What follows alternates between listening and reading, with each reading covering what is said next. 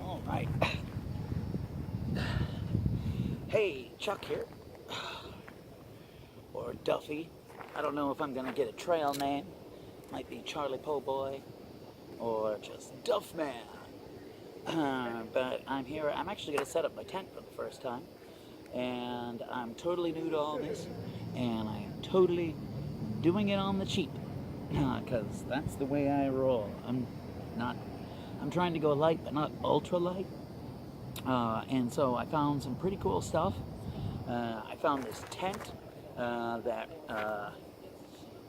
requires hiking poles and trekking poles.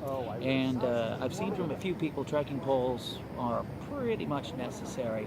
And I took a lot of advice from Darwin and from Homemade Wanderlust. I made sure I got the trekking poles with cork. These are Cascade Mountain carbon fiber cork, really cheap. I forget, maybe $19, $29, I don't know. And they are adjustable. They've got this great, this is another reason I chose them, this great way of adjusting. I don't know if we can see, because my crap Samsung Galaxy JS doesn't work. But you unloosen the part, you pull it out, it lengthens, you can then tighten it and pull it in, and it gets a super duper grip. Okay, but I also got some aluminum adventure gear outfitter stakes. They were pretty cheap, and at the same time, because I was drunk shopping, I got some titanium, but there were only 6, so I'm glad I got a couple extra on accident. The tent, I think these were 9, and the others, the titanium, were 12. The tent is just a triangular, like, pup tent. River County Products. It's $49. I accidentally got an extra one of those, so if anyone needs one, let me know.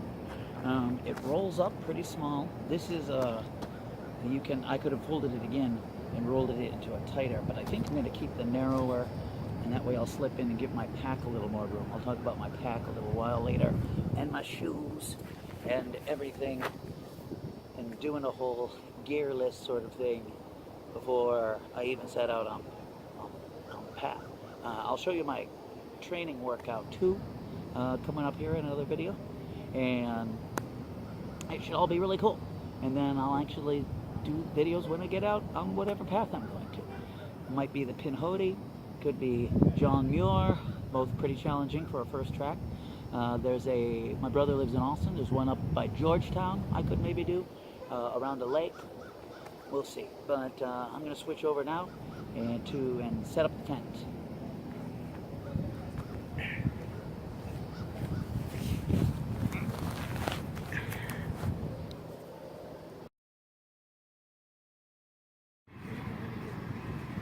Okay, River Country Products. This is my first time ever setting up a tent. Not a tent, but a tent like this. I wound up using 1, 2, 3, 4, 5, 6, 7, 8 stakes. And there's some ventilation things back here where you could use more stakes if you wanted to. Don't know if I did the poles exact right. It's obviously a little weak. You can see it's got a nice bathtub. It has got Velcro coupled with zipper for the front door. And what I like is the room inside of it. Look at this. This is pretty darn amazing.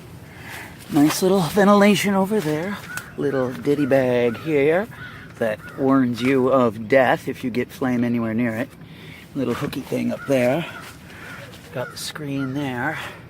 But I'm going to set this up at the front door looking back. I hope you can see me, because you'll see I'm sitting down, and I got a lot of room, and it rolls into that little about that big, or if I rolled it half again, it's kind of like that. And if the doors will cooperate. So this is going to be even way more room. What do they really need? Corners have nice seams in them. Like I said, this bathtub is kind of nice. That's the term I actually just learned watching all the hiking stuff. And it looks pretty good. It's a little warm in here. It's a warm day out. It is warm. It's not providing ventilation, but I don't have the front doors open. But look at all this room. And it rolls down to yay big. Oh, the weight.